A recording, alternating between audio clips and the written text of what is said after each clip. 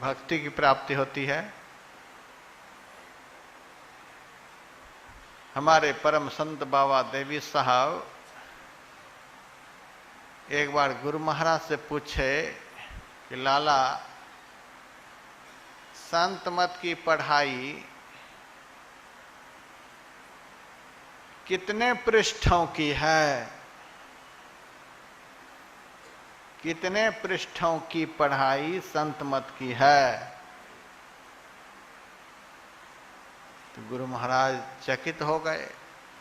सरकार, हम तो समझ नहीं पा रहे हैं।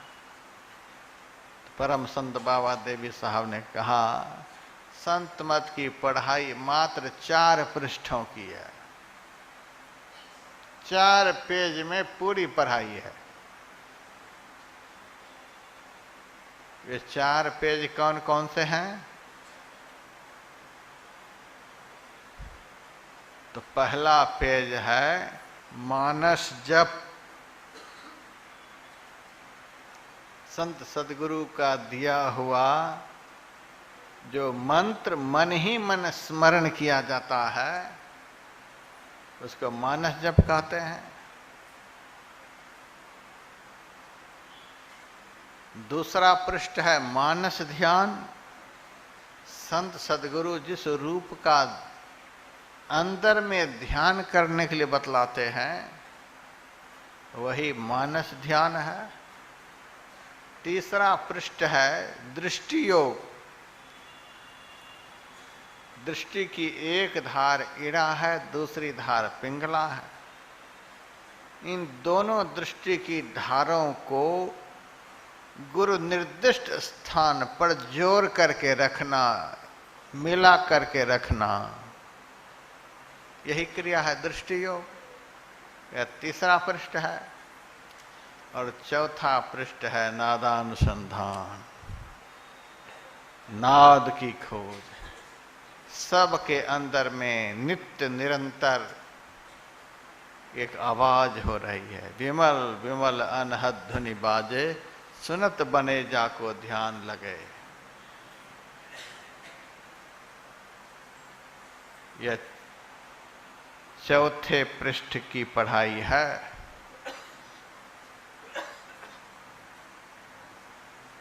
पहुंचे हुए संत सदगुरु बस इतना ही पढ़ाते हैं। हम लोगों को इतना ही पढ़ना है। यदि इतने को पढ़ लिए तो मैं विश्वास दिलाता हूं कि आपको पढ़ने के लिए कुछ बाकी नहीं बचेगा। पढ़ाई पूरी हो जाएगी। आप कहेंगे वेद में 1 लाख मंत्र है,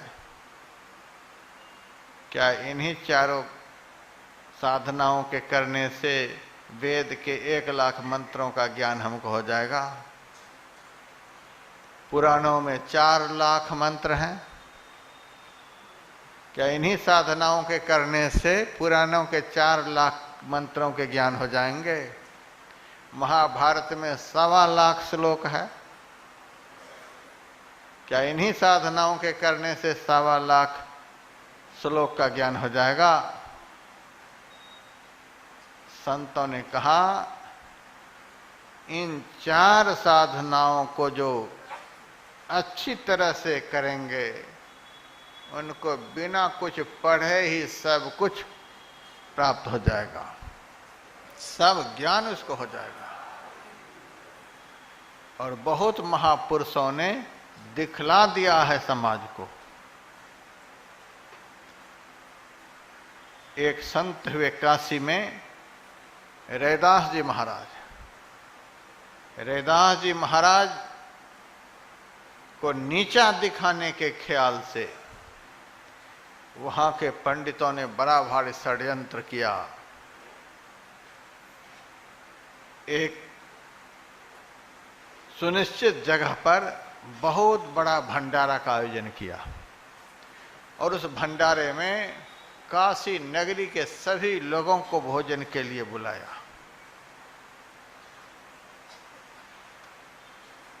और शर्त लगा दिया इस भंडारे में भोजन ग्रहण करने का अधिकार उसी को होगा जो कम से कम 4 वेद में से किसी भी वेद से 4 मंत्र सुना देगा। 4 मंत्र सुनाए बगैर किसी की एंट्री नहीं होगी, भंडारे में कोई प्रवेश नहीं करेगा। उस वक्त काशी नगरी में बड़े बड़े दिग्गज विद्वान पंडित लोग रहते थे। संस्कृत तो कौन ऐसा आदमी नहीं जो काशी में नहीं जानते थे, कौन ऐसा ब्राह्मण जिनको वेद का ज्ञान वहां नहीं था। सबके मन में यही था, रैदास कबीर तो कुछ पढ़े लिखे हैं नहीं, और जब निमंत्रण पड़ा है तो आएंगे, जरूर आएंगे, तो यहाँ मंत्र सुना नहीं पाएंगे। मंत्र नहीं सुना पाएंगे तो यहाँ से तिरस्कृत होकर के वापस होंगे। अच्छे विद्वान को भंडारे के गेट पर रख दिया, जो भी जाएगा उनसे 4 मंत्र सुनना। कबीर साहब से रैदास जी ने कहा कि आप चलेंगे साथ में। कबीर साहब ने कहा इस छोटा सा काम के लिए दोनों जाएं सो ठीक नहीं, आप ही चले जाइए। अब 2-2 आदमी मिलकर के ये छोटा सा काम करें, आप चले जाइए, हम यहीं रहते।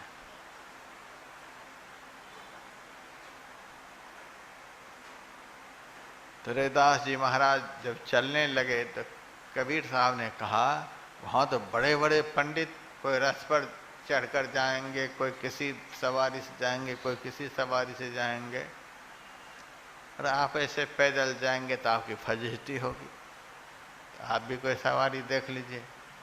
रैदास जी ने कहा सवारी तो मेरे पास कोई नहीं, हमारे बहुत सारे भगत यहाँ यादव लोग हैं, सबकी भैंस यहाँ पर चारा चुग रही है, एक ठो भैंस ले लीजिए, उसी पर बैठ करके आप चले जाइए। रैदास जी महाराज एक तगड़ी ऐसी भैंस पर बैठ गए, उसी भैंस को लेकर के चले, भंडारे के गेट पर पहुंचे। वहां बड़ा भारी पंडित बैठा हुआ था। रैदास जी महाराज अंदर जब जाने लगे, कहाँ जा रहे हैं? पहले 4 मंत्र सुनाना पड़ेगा तब अंदर प्रवेश होगा। रैदास जी महाराज ने कहा 4 मंत्र सुनाना पड़ेगा? कहा तो सुनिए,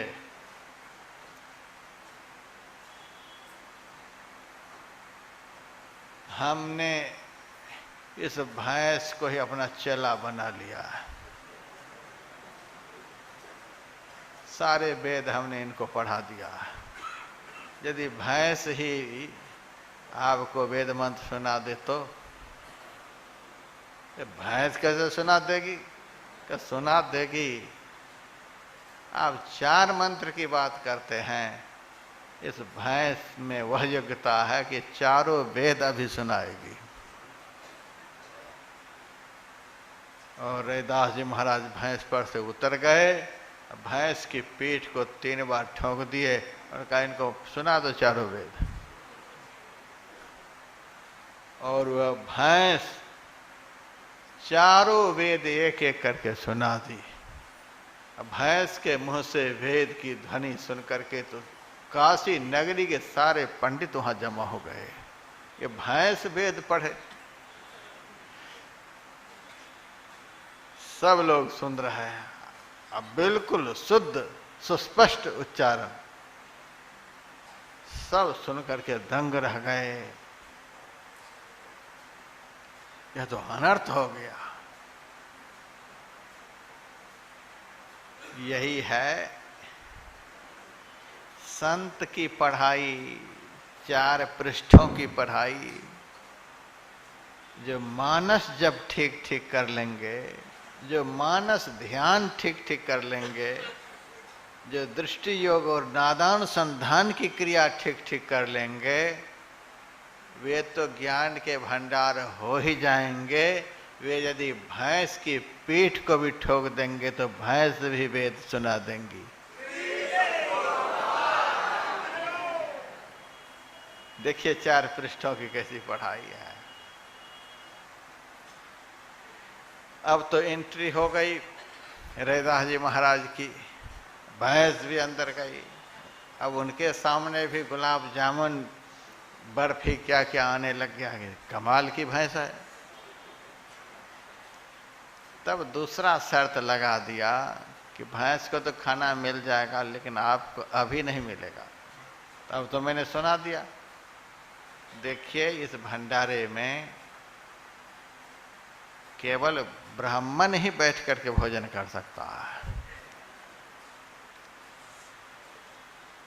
और ब्राह्मण को यज्ञोपवीत होना चाहिए। सबने सोचा यह तो जाति का चमार है, यह तो यज्ञोपवीत पहनता है नहीं, तो यज्ञोपवीत नहीं होगा तो अंदर से तिरस्कृत होकर के बाहर जाएगा। अच्छा, इस भंडारे में भोजन करने के लिए ब्राह्मण होना आवश्यक है, अब ब्राह्मण होने के लिए यज्ञोपवीत आवश्यक है। कहाँ? तो चलो कोई बात नहीं, बिठाओ। रैदास जी महाराज बैठ गए और उन्होंने कहा, अब सब कोई देखो कि किसको यज्ञोपवीत है और किसको नहीं है। देखो सब कोई,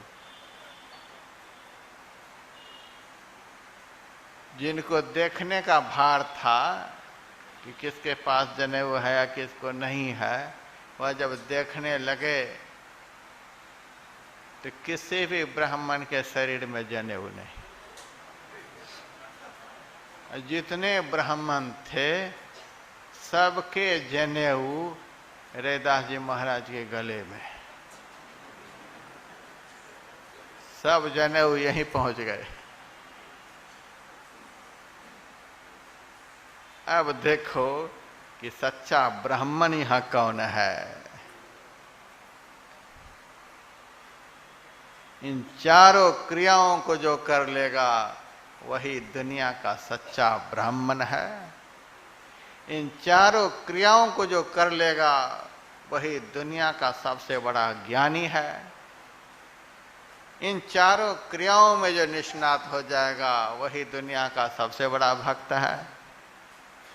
और इन चारों क्रियाओं को जो कर लेगा उन्हीं को दुनिया का सबसे बड़ा लाभ परमात्मा दर्शन होगा। ये संत मत की ये 4 क्रियाएं हैं। दीक्षा के समय सदगुरु ये ही 4 क्रिया बतलाते हैं। सतगुरु सब कुछ दीन, देत कछु ना रहे, हम ही अभागिनी नारी जो सुख तजी दुख लहे। दुनिया के जो ज्ञानी होते हैं अपने चेले से कुछ ज्ञान छिपा करके रख लेते हैं। सब ज्ञान यदि बता देंगे कहीं पछाड़ न दे, एक दाव छिपा लेते हैं, एक ज्ञान छिपा लेते हैं। लेकिन सदगुरु ही एक ऐसे ज्ञानी होते हैं जब दीक्षा बताते हैं तो सब कुछ एक ही बार में बता देते हैं। अरे पछाड़ देना, बड़ी खुशी होगी हमको।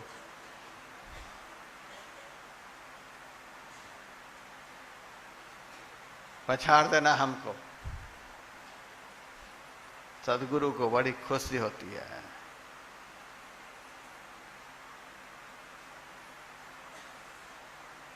एक ही बार में सब बता देते हैं। और सत्संग में हम लोग जाएं तो जो प्रवचन सुनाने वाला महात्मा हो उनसे हाथ जोड़ करके यही जिज्ञासा करना कि दीक्षा में जो गुरु महाराज ने हमको बतलाया है उसी क्रिया को थोड़ा स्पष्ट करके बतला दो, उसी का खुलासा करो। यथार्थ में उसी प्रवचन से ज्ञान होता है। एक से कथा कहानी सुना दिए, इधर उधर के चुटकुले सुना दिए, वह तो एक मनोरंजन है। सत्संग वही है जिस सत्संग में सदगुरु के बताए हुए ज्ञान का फिर से पुनरावृत्ति करके बतला दिया जाए। हमें ये करना है, हमें ये करना है, हमें ये करना। गुरु महाराज ने हमको दीक्षा के समय में यही बतलाया था।